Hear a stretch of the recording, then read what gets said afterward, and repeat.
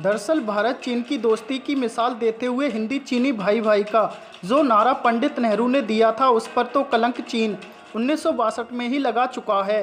तब से चीन भारत से दुश्मनी और पाकिस्तान से दोस्ती किस हद तक निभा रहा है, इसका अंदाज़ा आप इस बात से लगा सकते हैं कि चीन भारत को घेरने के लिए हिंद महासागर में एक कृत्रिम द्वीप का निर्माण कर उस पर अपना सैन्य ठिकाना बना रहा है, जिसके बारे में कहा जा रहा है कि यहाँ से चीनी लड़ाकू विमानों को भारत पहुंचने में महज 20 से 25 मिनट का समय लगेगा। ये द्वीप भारत से महज 684 किलोमीटर की दूरी पर है।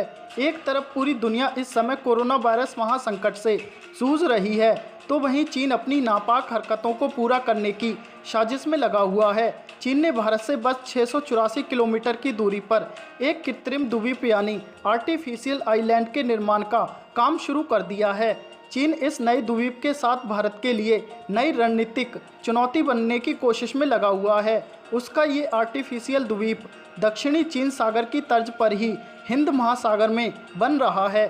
चीन की इस चालबाजी का खुलासा उस समय हुआ जब इस नए द्वीप की कुछ सैटेलाइट फोटो हाल ही में सामने आईं। इन तस्वीरों को दैट रेस्पा नामक इंटेलिजेंस एनालिस्ट ने जारी किया है। मालदीव के पूर्व राष्ट्रपति अब्दुल्ला यामीन ने साल 2016 में चीन को देश के 16 द्वीप लीज पर दिए थे और अब ये सभी आइलैंड चीनी कंपनियों के कब्जे में हैं।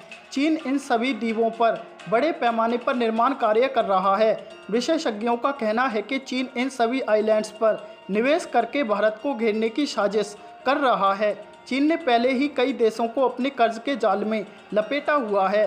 अब आपको थोड़ा मालदीव और भारत के रिश्तों के बारे में बताते हैं। जिस समय अब्दुल्ला यामीन मालदीव के राष्ट्रपति थे, उस समय भारत के साथ उसके रिश्तों में काफ़ी तनाव आ गया था। इस तनाव की वजह से एक बार तो प्रधानमंत्री मोदी ने अपना मालदीव का दौरा तक कैंसिल कर दिया था। दिसंबर 2018 में जब से इब्राहिम मोहम्मद सोलेह ने मालदीव की सत्ता संभाली है, तब से भारत के साथ उसके संबंधों में बदलाव आया है। सोलेह के सत्ता में आने के बाद पिछले वर्ष जब पीएम मोदी ने लोकसभा चुनावों में दोबारा जीत हासिल की थी, तो पहली बार सोलेह के आमंत्रण पर मालदीव के दौरे पर गए थे।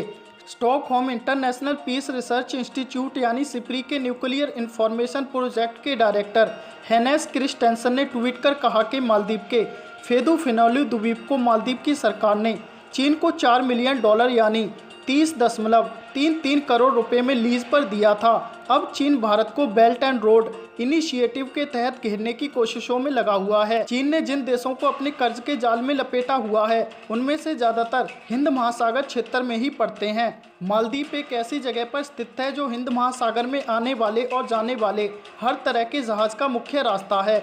इस रास्ते से हर वर्ष अरबों डॉलर का व्यापार होता है। इसी रास्ते की मदद से अब चीन भारत पर नज़र रखने की तैयारियों को अंजाम दे सकता है।